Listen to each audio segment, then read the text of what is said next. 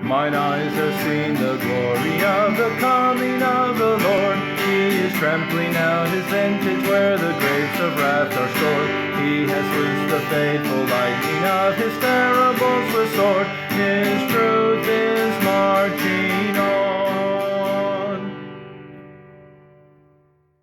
Hello friends, and welcome back to the Reloading Bench. It's a beautiful April day, early April here in LA, Lower Arkansas. I am the red-blooded American, and still proud to be a red-blooded American. Still proud to be an American, proud to serve my country, and proud to get to do things like reload ammunition, work on firearms, to go to the range and shoot, to hunt, all of those great things. And it's truly a wonderful land we live in. Let's work to keep it that way. It's been quite some time since I made a video and put up on YouTube on the channel, and but I started on a project yesterday, and I thought I ought to record this. I ought to make a video and put it up about what I'm doing.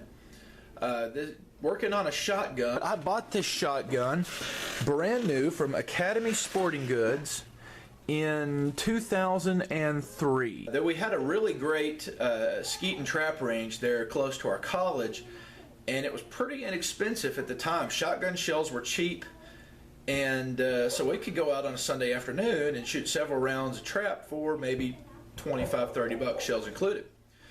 And I bought this shotgun, and I put a lot of shells through it back then.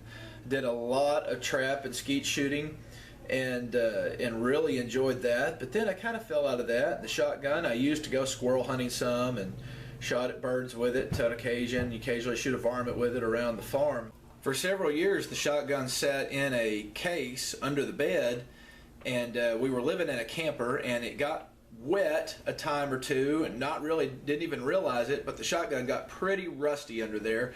And if you look at it closely, I'll show it again here in a minute, closely, you can see all of the rust on the barrel and the magazine tube, and it's pretty nasty.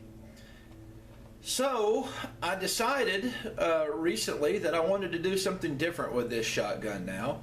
I'm using it for a field shotgun. I really don't have a need for right now, but I decided I wanted to make something a little different out of it.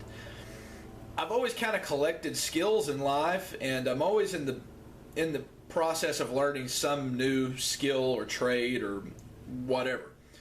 And so now I'm trying to put a few of those skills to work.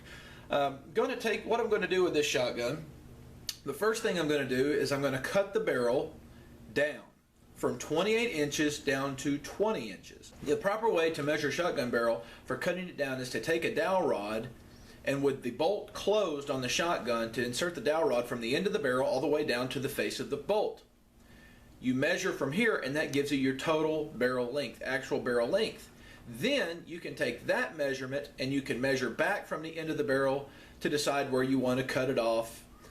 Now, because this is a vent rib shotgun, cutting it off at 18 inches isn't really practical, because you're dealing with the ribs of the shotgun barrel. And if I were to cut it off directly at 18 inches, I would leave myself no margin for error. If, say, it was to be measured to see if the shotgun barrel was in fact legal,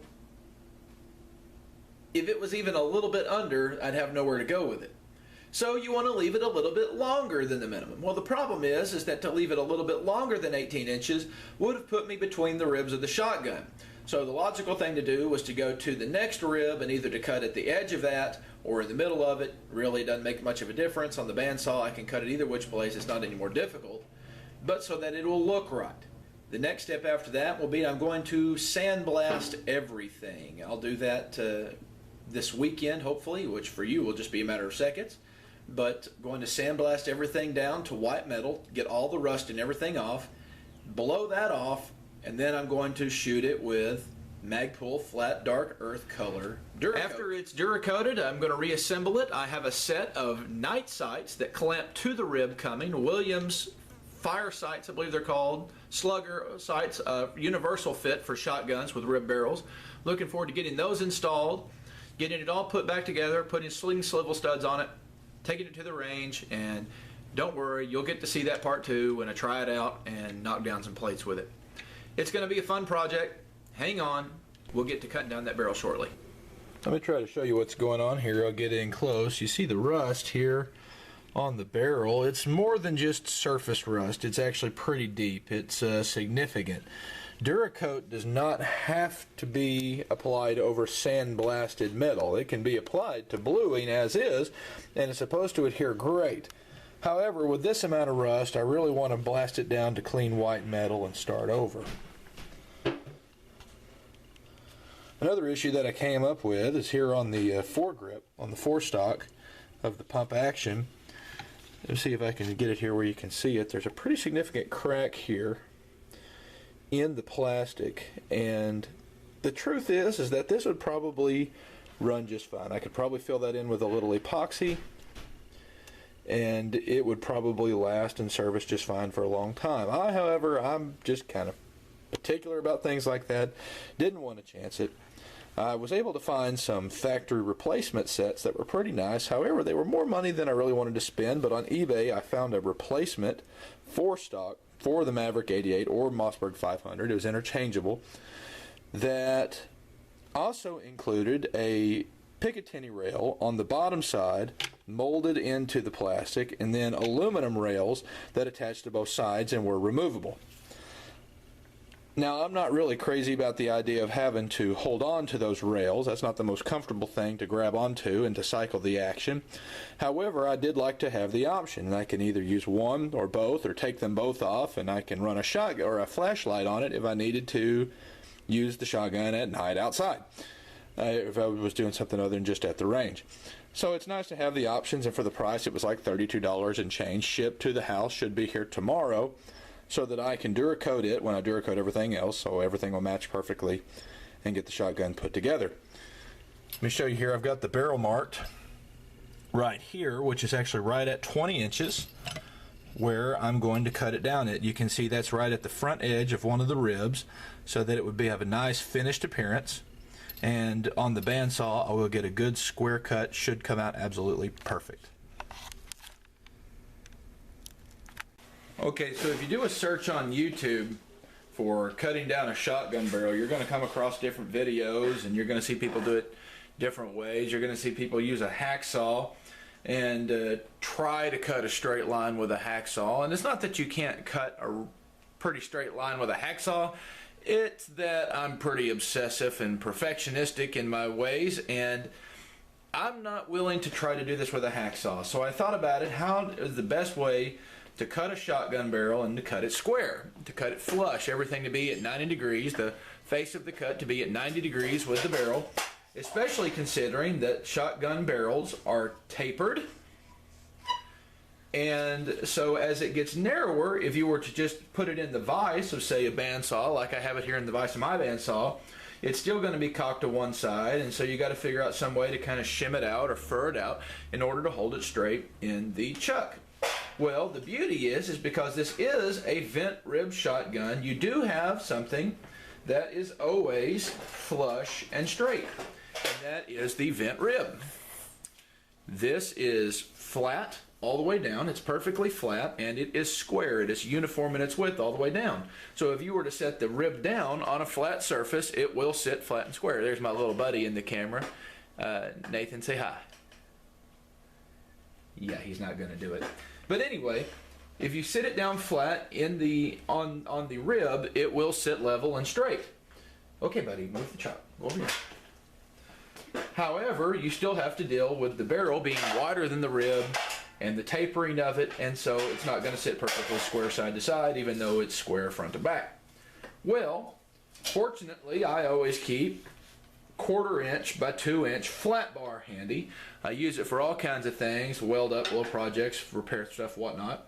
And so what I did is here on my bandsaw, and this is a very nice item to have, I cut 2 chunks 6 inches long of flat bar, which fits perfectly along the rib.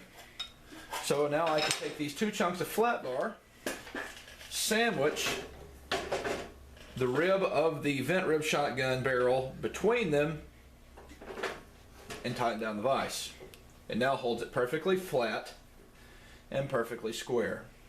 Now, this is the first time I've cut a shotgun barrel, It's the first time I've cut a shotgun barrel, or any shotgun barrel, let alone on this bandsaw. And so I'm not going to immediately try to cut this down right at the length that I want it. After all, I can always cut the barrel shorter. You can't make it any longer after you cut it shorter, too short, excuse me. So first thing I'm going to do is I'm going to make a test cut just a couple inches from the end, just past where the choke tube is on this old shotgun barrel, and to make sure that it cuts exactly like I want. And then if it cuts exactly like I want, I'm going to attempt to get it as close to my mark as I can. If I'm a hair long, which I'd rather err to be a hair long than a hair short, I can always trim it just a little bit more. This bandsaw bimetal blade has a very thin kerf. It doesn't take just a whole lot of material out at one time. It's fairly forgiving. This is a very good blade, and I'm going to be cutting at 80 feet per second on the feed rate of the saw, nice and slow. And I'm going to be controlling the downward pressure of it pretty rigidly. I don't want it to cut too fast. Sometimes when you're cutting through tubing, once you get through the top side, it tends to want to cut a little faster because it hits that hollow space underneath, and that can tend to make a less than perfectly straight cut. Okay, so give me just a second, and we're going to chuck it back up here and make a test cut.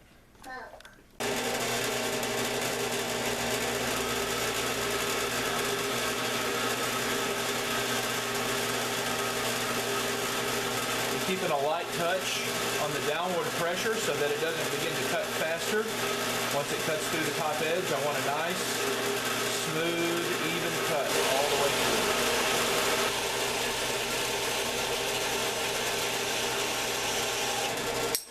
And there it went. And here I can see. Okay, unshuck the barrel. I can get that to focus. There it is. Look at the face of it.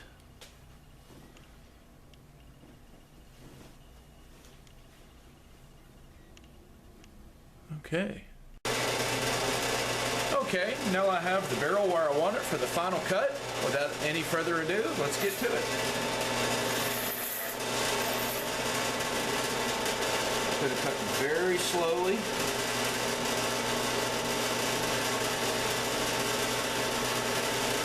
To avoid any jerking by the saw blade.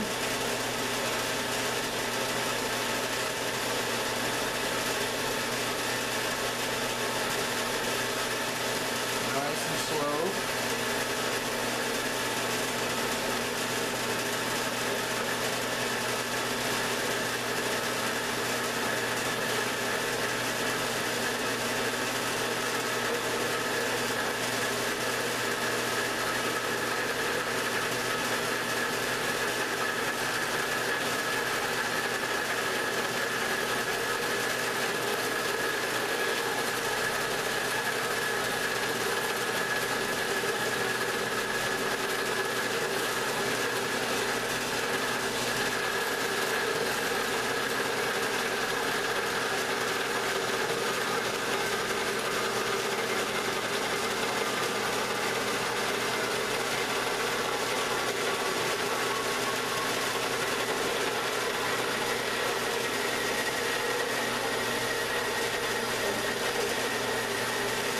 Itself at the moment.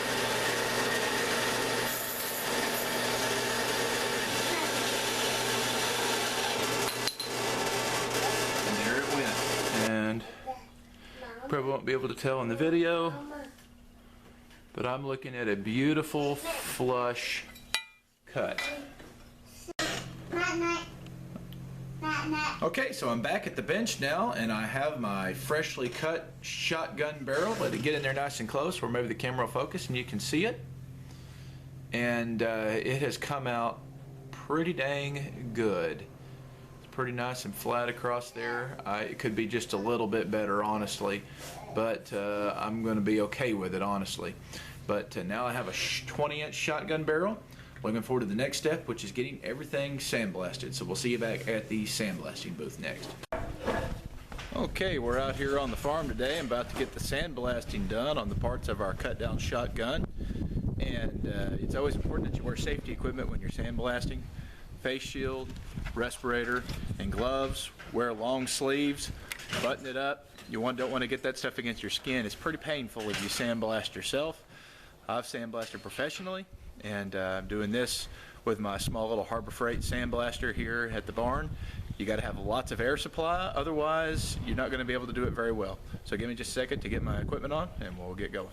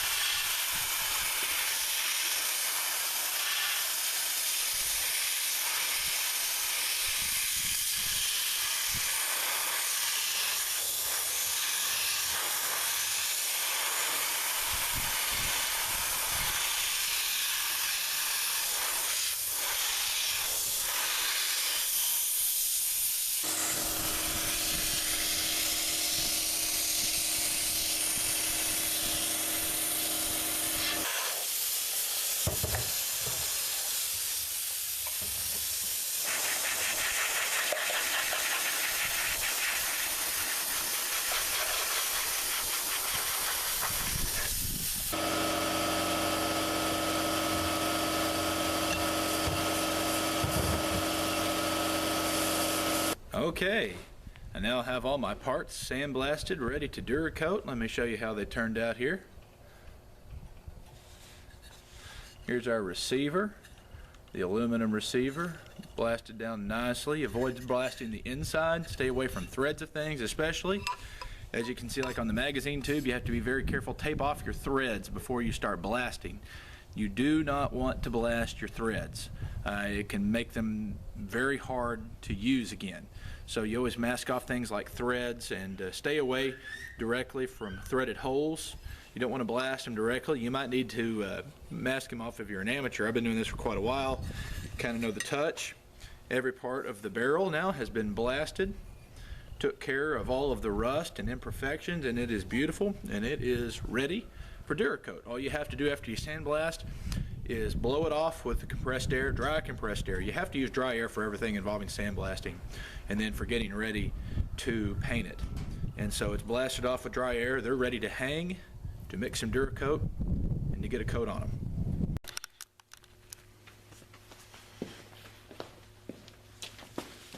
Okay, I've got my parts hung up and ready to spray behind me here. In just a second, I'm going to put my respirator back on.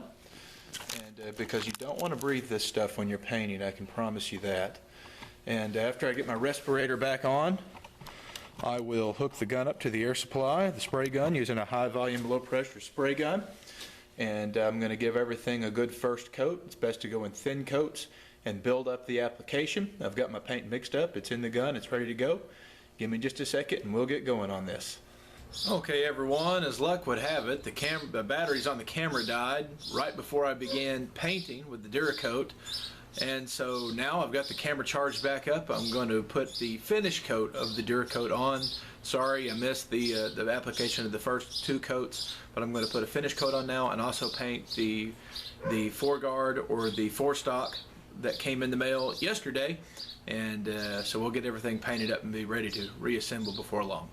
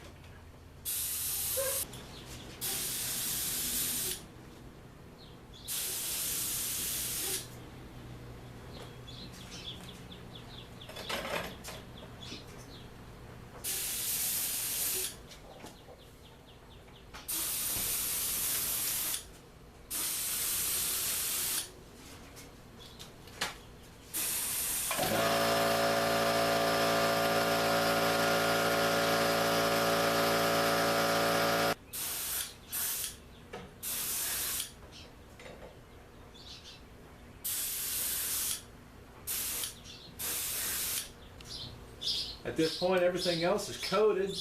That's the only thing I'm lacking. And it won't take long. It'll set up. It'll be good to the touch. And this thing will be going. Alright, well, I'm back at the bench now. The Duracoating is all complete. The finish is dried. It'll continue to harden and cure for a couple of more weeks. But it looks really, really good here. Let me hold it up to the camera so you can get a look. I saved you the boring reassembly of the shotgun. I didn't feel the need to reinvent the wheel, as there's plenty of good Mossberg Maverick 88 and 500 reassembly and disassembly videos on YouTube already. But the Duracoat job came out really well. I'm pleased with it. The detail's nice. The finish is real smooth. Duracoat is very forgiving when you apply it. It's not real finicky. It doesn't drip and run real easy, which is really nice. So you don't have to be an expert at painting with a high volume, low pressure spray gun in order to get pretty good results with the Duracoat. The new foregrip, the aftermarket foregrip, the pump that I got off eBay for 32 bucks, turned out really well. I like it. Like I said, it's not the most comfortable thing in the world to use the rails, to hold onto those rails and pump the shotgun, but it looks pretty good, and I can take the rails off if they really start to annoy me. But here in a second, I'm going to put some sights on it. I'm not too crazy about just having the bead sight back on it, but what I have is a set of Williams universal shotgun fire sights. They're fiber optic, fully adjustable for windage and elevation, and they clamp to that vent rib on top of the barrel. And here in just a second, I'm going to get those put on. Set that just back from the rib. My rubber band in place on here. Back to the back side. Now let's see if I can get that other one in place. My plan is once I get all 4 screws started and get it roughly in place, to back them out one at a time and put a little blue Permatex thread locker on them. You don't want to use red, because then you would have to get it hot in order to break it loose if you had to. The blue is going to hold it just fine without being so rigid that you can't get it loose by hand. Okay, now I've got all of the 4 screws for the front sight Permatexed, or with thread locker, that is to say, giving them all a final tighten, just a little bit at a time. Use the short end of the wrench. You don't want to over torque these. It doesn't give a torque spec on these per se, but you do not want to strip these out. These are nicely milled aluminum pieces, but aluminum is a little softer and you don't want to strip it. So let the Permatex do its job. It should be on there. It's solid enough, it's not going to move. Now let's move on to the rear sight. Moving on to the rear sight now, similar operation as the front sight. You want to go ahead and to remove the ramp with the fiber optic off and out of the way. You won't be able to install it with that still attached, and so you just remove that. It's got a small little set screw that locks it down, easy to remove. And now we'll continue with the rear sight installation. Got the rear sight mounted up in position. I'm about to add the Permatex to it. I'll tell you what, I am really pleased so far with these Williams fire sights. The way that they work, the way they clamp around the vent rib, I was able to push it all the way back up to where the barrel meets the receiver. Very, very slim little gap under there, but they fit on there just fine. So that increases the sight radius, which is very good overall. Give me just a second to get these Permatexed in.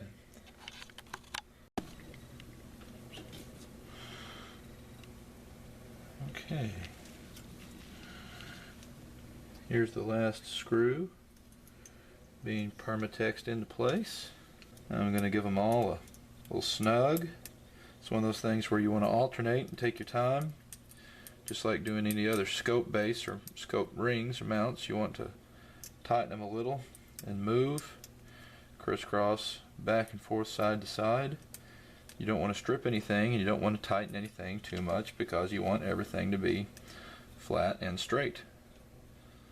Grab my cleanup rag here, touch up that little bit of Permatex on top. Don't want that to stay on there. Clean a little bit off the bench that dripped. Get the cap back on this stuff before it runs out anymore. It is awesome stuff to have. If you work on anything, you need to have a tube, at least a tube of blue Permatex around. It'll make your life a whole lot better. And there you have the rear sight. Let me zoom in there a little better so you can see. Move the camera angle just a little.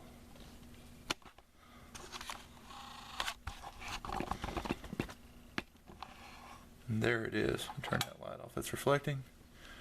And it is very nice. Let me try to get another angle here. Give me just a second. They're a very nice looking set of sights. I'm very pleased with how they mounted up. They went on fairly easy.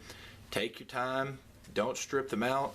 Be sure to use the Permatex to lock those threads down.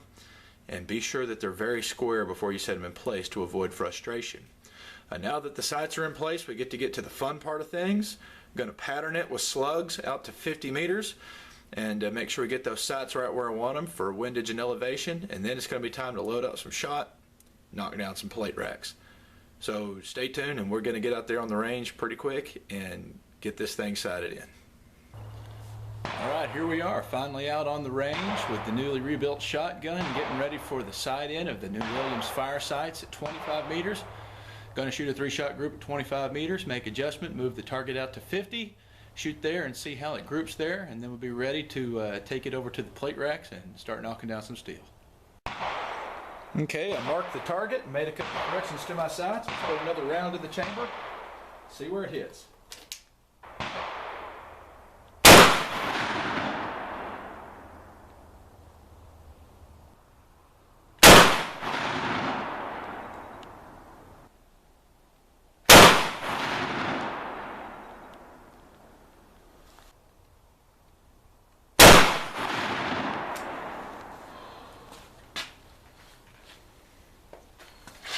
Here we are, 50 meters. I'll fire a good 2 rounds.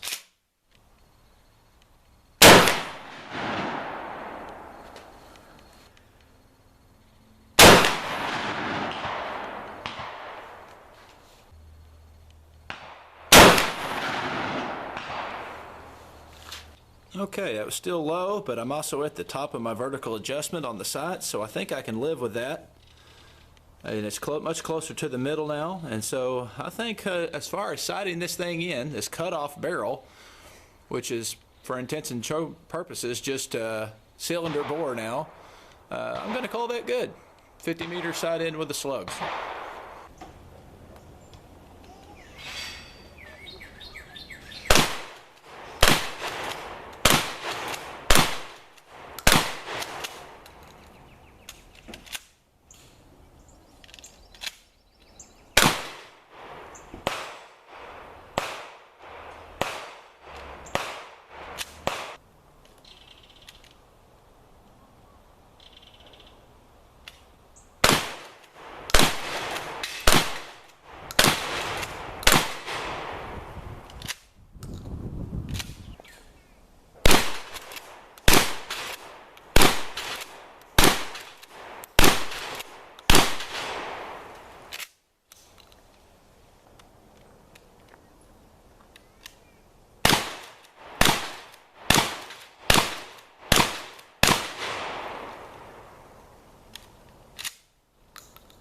I want to say a very special thank you to each of you for taking the time to join me on this project. It's been a lot of fun. I hope you've enjoyed it as well, and maybe it would inspire you to start your own shotgun project. Who knows, maybe you have one in your safe, or you come across one at a pawn shop somewhere and you think, hey, that would be fun, I want to try that out too. If you did enjoy this video, I would greatly appreciate it if you would take time to hit that like button, the little thumbs up below the screen. And if you would, please consider subscribing to my channel. It's only going to get better. I've got a lot of things coming down the pipeline. I've got some things filmed already, just waiting to finish up some few more projects. There'll be more stuff coming shortly. It's only going to get better and better. The more that you watch, the more I'm able to do. And as always, I appreciate you. Come back and join us again.